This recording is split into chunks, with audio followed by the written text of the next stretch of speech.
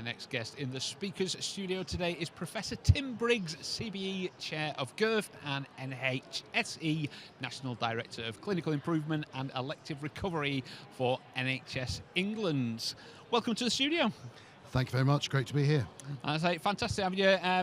Bit of background, Tim Briggs was appointed a consultant orthopaedic surgeon at the Royal National Orthopaedic Hospital in 1992, and he was the medical director of RNOH for 15 years. Busy man, interesting career, but there's a word in your introduction that I need a bit of clarity on. GIRFT. Talk to me about GIRFT. What's the meaning of this? Yeah, so GIRFT is getting it right first time, and really spawned from what I saw in my practice at the RNOH, which is the hospital I work at, which is a tertiary referral centre, and I saw patients there, maybe decision making hadn't been right, they had complications, how we dealt with those was going to be very different. So what I wanted to do was improve the quality of care for patients by squeezing out unwarranted variation. So it started in orthopaedics, because I'm an orthopaedic surgeon, and has now gone from there to 42 specialties, where we've defined what good looks like across the NHS. We're now very much part of NHS England, working very closely with the teams there, and it's now how we take that and we actually start delivering in terms of, we know what good looks like, now how on earth do we get round and start delivering productivity, efficiency, how we use that data. Fantastic. Well, thank you for the explanation there. Fantastic stuff. And I know we're going to get you on stage very soon. You're going to be covering moving further and faster in elective care and recovery with GIRFT as well. So tell us a bit more about what people can expect from that session later today. So we know the issue we have with waiting lists. And what we've got to do is we've got to reduce those because patients are waiting a long time. What's interesting is when you look at the waiting lists, 80% of that is outpatients, and 20% is patients waiting for a procedure.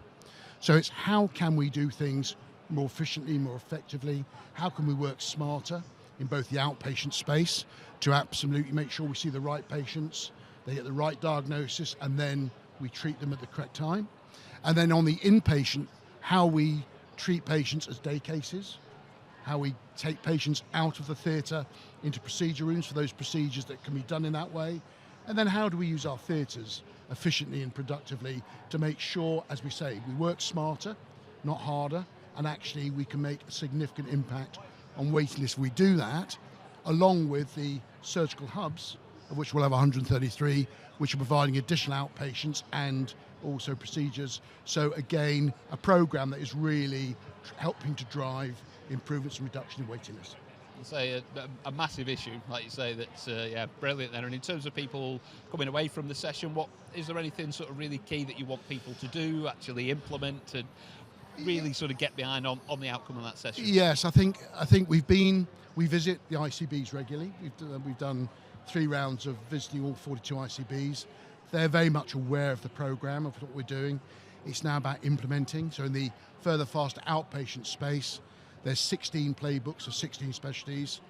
Need to check those with every clinical unit in every trust in the country, do the checklist, and then what are we going to do to improve the use of outpatients? So what I mean by that is, what about the templates of our clinics? What about the new patient to follow-up ratios? What about discharge? A thing called a patient-initiated follow-up. How we validate lists is going to be critical, both admin and also clinical, to make sure we're seeing the right patients in clinic. And then super clinics where we can see new patients, maybe on Saturdays, getting our clinicians behind that. And then on the inpatient, using day case, as I said, right procedure and theatres more efficiently and effectively. And going away from today saying, do you know what, we can do this.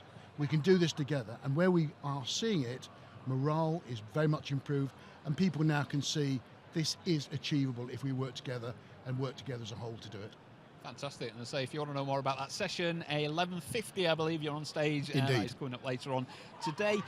Tim, have you got any sort of examples of good practice or innovation in the NHS that you basically want more people to know about at the moment? I think there's some really good examples in the digital space. And if you look at the pathway from the front end to the back end, from time of referral through to diagnostics, through to decision to admit for surgery, and then admission, and then afterwards, there's some fantastic digital tools regarding that. But on our session today, we're hearing from John Finn from the ICB Devon, where we've been working for 13, 14 months together, helping to transform services. And I think listening to what he's done, the journey they've been on, working with us, I think hopefully will inspire people to show what can really be achieved. Fantastic. And in terms of inspiration, looking slightly towards the future, is there anything that excites you about the future of healthcare?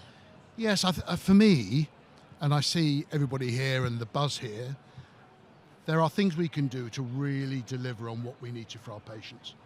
We put patients right at the centre of this, and I do believe this is achievable and we can sort out by working together. And I want people to take that away and say, do you know what, we can achieve this, and this is what we're going to do over the next 2 or 3 years. I love the attitude on that, and I think it's like I say, it's that collaborative approach. It's how you can work Correct. together, how everyone can deliver it together. Is there anything, like say in the next 5 years that you think, or topics you'd like covered? If you come back here in 5 years' time, is there any other topics or discussions that you think should be happening then?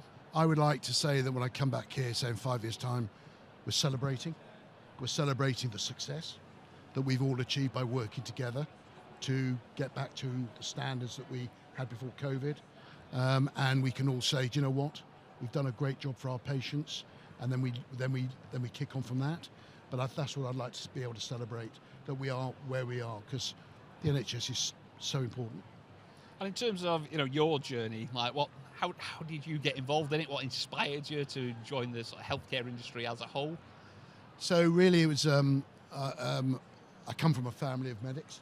Okay. So I was always liked to be a medic, and orthopedics was what I decided to major in, because we have some great operations that make people significantly better quickly, such as hip and knee replacements, although my specialty was a bit more complex than that. And as I said, being in a tertiary referral centre with a national and international reputation, seeing the patients and complications that I saw, I thought we could do better. And by bringing people together and using data, clinically led conversations, that actually we could make further improvements. And that's where the GIRFT program came from. And it's been great to be part of that. I genuinely love your passion. You're so, we want to celebrate together, we want to do better. And like we've been speaking to like people who are just thinking of coming into the industry, the healthcare industry, the NHS. What would you say to the next generation, if you like, who are maybe on the fence potentially a little bit? What would you say to them in terms of the NHS? So interesting. I've 3 children. I've got 2 that are medics. Okay. And they've asked me that quite a number of times. And I think that if we, as I've said, go away, this is deliverable, then I think that for people coming to the healthcare industry, I'd say the NHS is the best in the world. You can have a really good career, whether you're a clinician or a non-clinician, because at the end of the day, no one goes to work wanting to do a bad day's work. We all want to help patients, and we're passionate about that. And I think that from what I see in the younger generation, I'm really inspired by them. And I see that the NHS is in safe hands, but what we've got to do, get it into the place where we can all absolutely enjoy the success of that. Yeah, I think it's the shared success is where... Absolutely right. Let's say, I really appreciate your time coming in. One final thought is, I know you are speaking, I know you're a busy man today, but have you got anything else coming up with the show that you think you might want to have a look at or get stuck into? Are you going any of the other sessions at all, or have you not had time to? I haven't had time yet because I just arrived. I'm going to the keynote speech from Amanda Pritchard, and I think that's going to be important. And I'll see other sessions today and look at the other sessions. And I think there's a real buzz around the conference, the meeting, and I look forward to meeting up with a lot of people, because networking also is critical here, isn't it? And I think there's real opportunity with that. But no, I think it's fabulous, and thanks to the Confed, and look forward to it. Brilliant. Tim, thank you so much for your time. Delighted. Thank you so much for coming into the studio and talking to us. Hope your session goes well later on, and I hope you have a brilliant show. Thank you very much. Stay tuned, more to come.